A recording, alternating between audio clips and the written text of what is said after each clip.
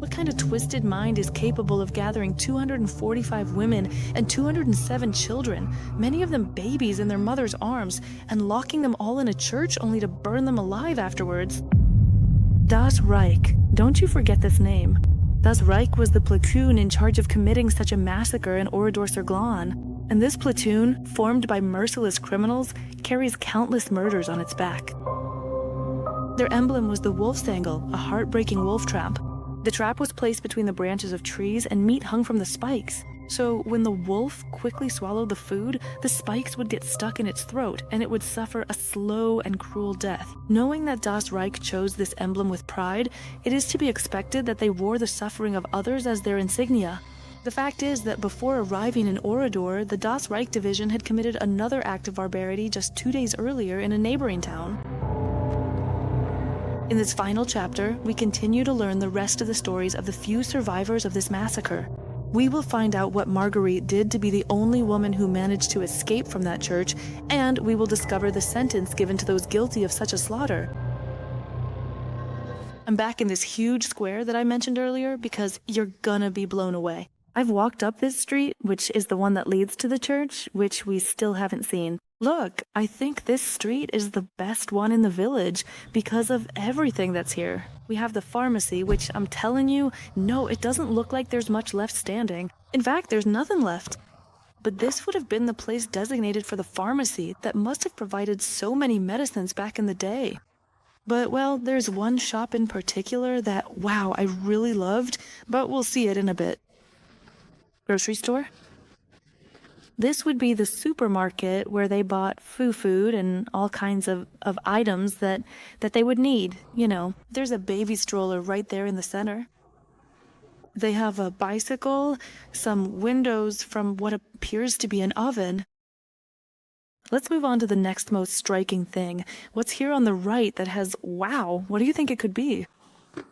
This right here that has a small courtyard? Many of you will have already guessed it. It's the girls' school. And this photograph is the last one that was taken at this school, as it's from the 1942 to 1943 school year. And as it says here, all the girls in this photograph were murdered a year later in the village church.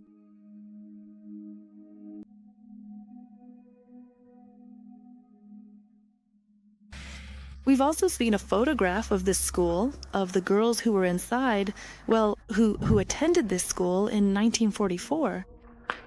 These two trees welcomed them. It was a tiny school.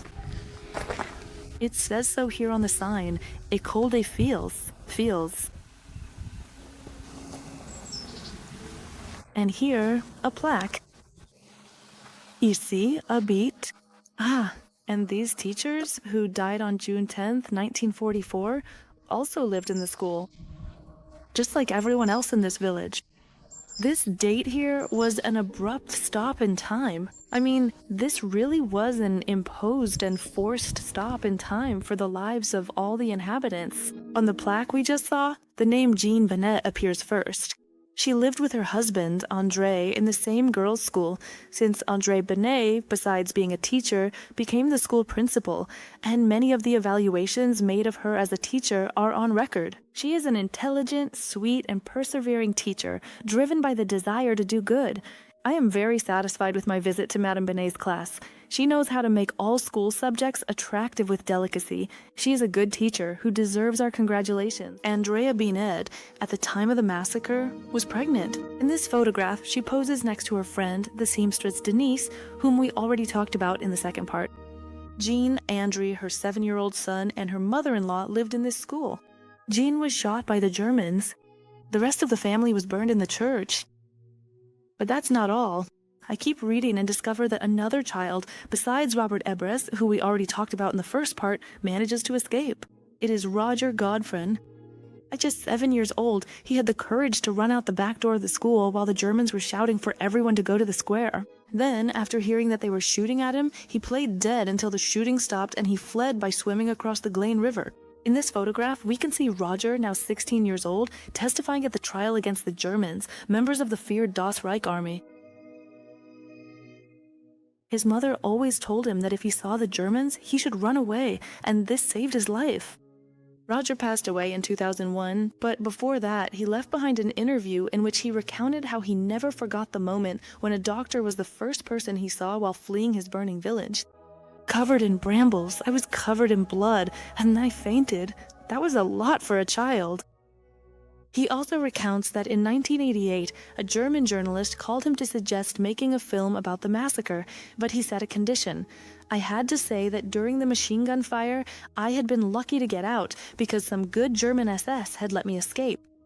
He refused outright. Roger Godfrey passed away at 64 years old from unknown causes, having nightmares every night as he relived the massacre that left him traumatized for life. This was the girls' courtyard, huh? Imagine, they had the little fountain there. Those were probably the bathrooms. And now with this peace, a peace imposed in exchange for hundreds of innocent lives.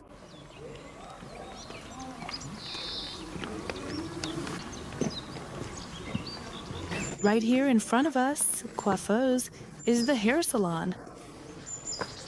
Another hair salon. We've already seen two, and I can't believe what this is. Oh, I thought this was the barber's chair. It's a chunk of wall. There's nothing left here. We'll keep heading down the street, and you're gonna see what impacted me so much, which I told you seemed to me perhaps the most intact part of this town. I'm not referring to this either, which is another cafe, boucherie. In this establishment, Marie offered cafe service as well as a butcher shop area. In fact, you can still see the old meat grinder at the back of the room. Okay, this one is also surprising, okay? The cafe, you can see there that it has the table with the two chairs, this bed frame. This is like, wow, it's quite striking. But no, I mean, what you're gonna see right behind me now, look at what's there. Boulangerie. Boulangerie is a bakery, okay? Pastry shop, bakery. And it's not just because of the sign, which says here that 2 charred bodies were found here. It's just, look at how the boulangerie still looks, with what's left of the charred awning, the wooden sign, which you can still see said boulangerie, but it's pretty much, well, without paint on the letters now. The shutter is still there, and it's still got the oven and some table with the things they used to weigh the dough, the things they used to bake with. Wow, there are actually quite a few little things left inside this bakery, which has remained pretty much standing compared to how the rest of it is, right? Of the town. It's incredible. Leopold, having been a baker since 1928 in Oradour-sur-Glane, his breads and pastries fed hundreds of children and adults during the 16 years this bakery had been open. At the moment of being in the square with the Nazis, Mr. Leopold, who innocently believed that what was happening was a simple passport check, asked the soldiers if he could check the breads he was baking before they burned. They told him yes, but that he would be accompanied. Days later, Leopold's body was found completely charred and barely recognizable next to the ovens. One more fact that makes clear the inhumane cruelty that occurred that day. And a rather curious anecdote that one of the survivors tells is that the same baker also showed up at the square. Obviously, everyone had to go to the square, and he still had his hands covered in flour, as well as his apron. And I suppose that, well, he must have left from here and was making some dough to have bread for that Saturday, which seemed so quiet at first, and ended up being the end of his days. Continuing along this wonderful street, I truly mean it, because quite a few things remain intact. We have another bakery, and this bakery, as a detail, still has the rails with which they used to close the shop. They even still move. Wow. But there are also the ones on the counter, where they would display all the pastries, cakes, and breads they made here. Everything here. The fireplace where they would bake these pastries. It's curious that the two bakeries in town are on the same street, and both are the ones that preserve the most things, right? The metal shutters. Butchery. It could be a butcher shop, yes. Jesus says, what a beautiful fireplace. It's true, I had noticed. It looks a bit more modern, but it actually still has the scorch marks from the flames. And at the butchery, which I think is a butcher shop, the metal shutter is still there too. Now I think we're definitely going to the church. Something is happening to me that I'm not... Yes, let's go to the guide. Butcher shop? Yes, it's a butcher shop. I put my hair in a ponytail because it was all in my face. I'm not keeping you updated. I have 1 bar of battery left on the camera, and I have another battery, but it doesn't work. So I'm skipping some things. I feel bad, really, but if I don't, we won't make it to the church, and I want to film it for you guys there. Ugh, what a view I have of the church from here. Look, it is actually peeking out right over there. This is a bridge that connected 2 houses, I think, right? Or, well, at least water used to flow through here. That's clear. A canal used to run through. Look at how it is right now, completely dry.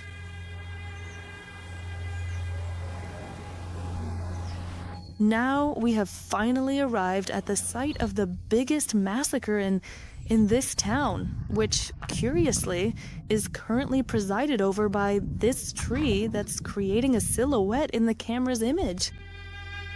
If this tree could talk, what wouldn't it tell us? And right there in front, well, the church. I'm not sure if the square where they gathered all the people of this town is this one here or the one we saw before that has a car. The worst moment was when we had to separate. They separated the men and the women. My son couldn't let go of me. Here we can see the tram tracks, how they keep going down and leave the town, because this is already the end of the town. This is a little house built later to preserve this whole area. And, well, let's go in to see what's left of this church. Honestly, it makes me a little nervous because 400 people died here at the same moment. Minutes later, minutes earlier, but you know what I mean. I have to tell you, and maybe I already said it in the intro, but this whole massacre was a mistake. They didn't want it. It wasn't this town they wanted to attack. It was the town of Oradour-sur-Glane. They had nothing to do with the hiding of the weapons arsenal. They didn't have... No, they didn't even know what the Germans were talking about. Imagine it around here, when the women and children up to 14 years old, boys and girls, were forced inside with kicks, blows, and shoves. And I'm going to tell you several things about this church that I've been watching in a documentary where the only survivor, well, she recounts what happened here, what took place here. They locked us in the church. The Germans brought a fairly large box. I said to someone, "Do you realize it's a bomb? They're gonna blow up the church with us inside." "Oh no," they said to me. "Don't say that." But the truth is that the box exploded. There started to be a lot of smoke. We were suffocating. You couldn't see anything in the church. It was chaos. You could hear screams everywhere. When I entered the church, I overlooked this right here. It turns out it's the tower bill. And the thing is, this church reached such a temperature that it even melted the very bell itself. Well, wow, it hits me so hard knowing the history. My heart is racing a mile a minute, I promise you. We can see how the marks from the flames are still there. There started to be a lot of smoke. We were suffocating. You couldn't see anything in the church. It was chaos. You could hear screams everywhere.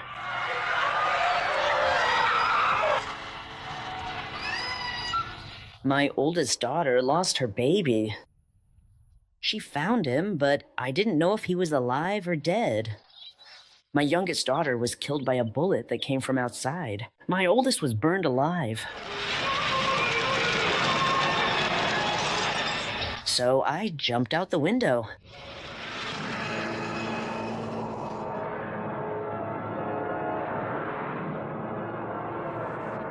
I want to tell you that, imagine here. Wow, it's just overwhelming. My heart is, I'm completely tachycardic, but it's because of imagining it with how empathetic I am. Imagine 400, nearly 400 people in here crammed together, locked in, not knowing what's going to happen, because they didn't know what was going to happen. But what are they going to do to us in here? And they threw some kind of explosive charge that didn't detonate properly.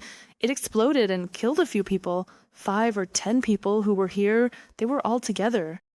And since it didn't detonate properly, black smoke started to fill the whole church from the inside, which effectively, well, obviously it had a roof. So black smoke started to accumulate, and then the women started throwing stones to break the windows. The survivor escaped through that window there, the largest one, the one in the center. She threw herself into the crowd, people screaming, so many wounded, others choking in the smoke, children crying, and there was one woman who managed to escape through there. Later, I'll tell you what she saw once she jumped, which is quite a height that she jumped from there. I'll tell you about it later. Not all the women ended up suffocating.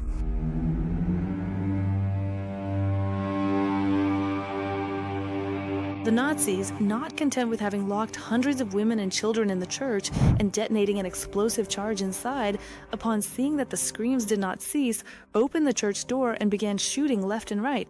The evidence of all the gunfire remains visible to this day.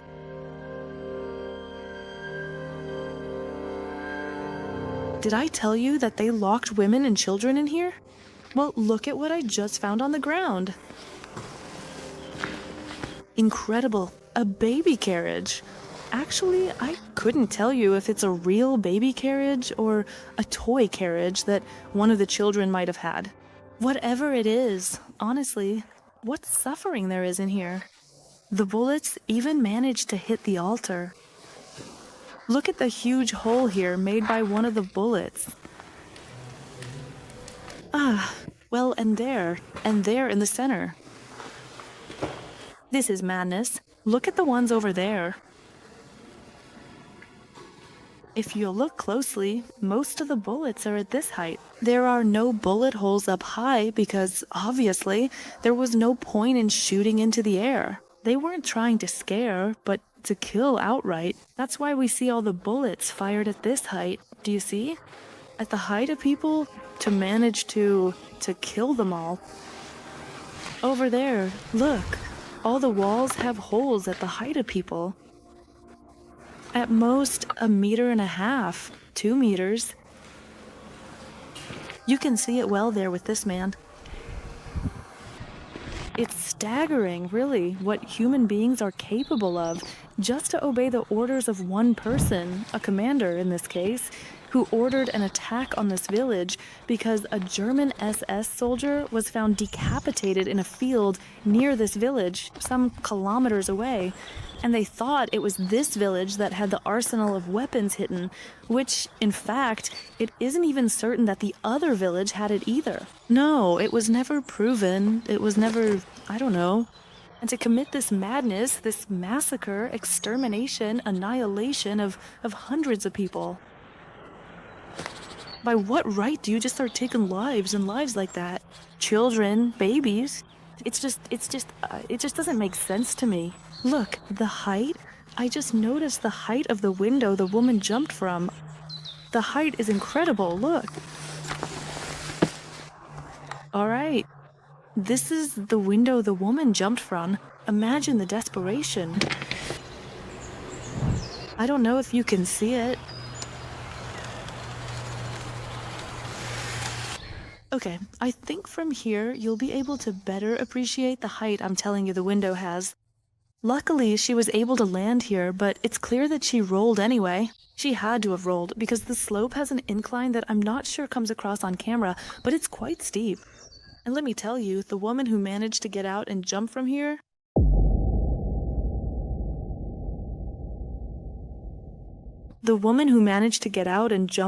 must have seen it when she fell to this point, I imagine, right? Which is flatter now. She must have seen how a woman, a desperate mother, was hanging a child of barely a year and a half from her two arms so that the woman could try to rescue him. The woman who had just fallen, who was badly wounded, evidently the one who survived in the end, as she was about to get up to be able to go, this woman, who was the mother holding her child to let him go, a baby, they shot her live. I mean, the woman watching as they shot her in the head, she let go of the child because they had just killed her. And the baby, from this fall, the woman didn't have time to catch him, and he fell and died from the impact. So imagine what a macabre scene the only survivor of this church had to live through, which honestly, it seems like something terrifying to have to live with for the rest of your life, having that horrible image, right? It's piff. You can even still see how the flames were coming out of the windows because everything around it is black. So imagine the thick black smoke that must have been inside the church and the crying and screaming that would have been coming out of these windows. As if that weren't enough, the baby's crying while hanging from the mother's arms alerted the Nazis, so Margarite, once she saw she couldn't do anything with him, ran off and was shot 5 times in her thighs and legs. One of the bullets shattered her shoulder blade in 2. She spent 24 hours hiding in a pea field until she was rescued. After that, she spent a year hospitalized, recovering from all her wounds.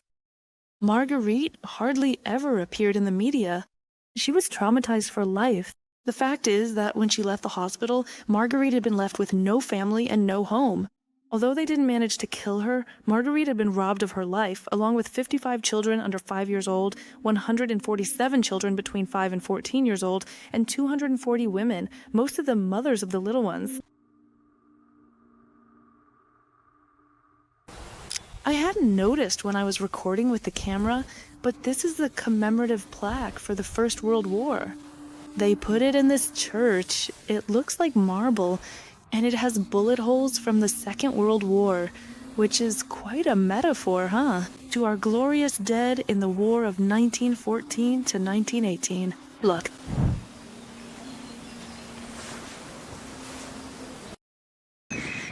This is the new cemetery where, well, the one they built in memory of all the victims.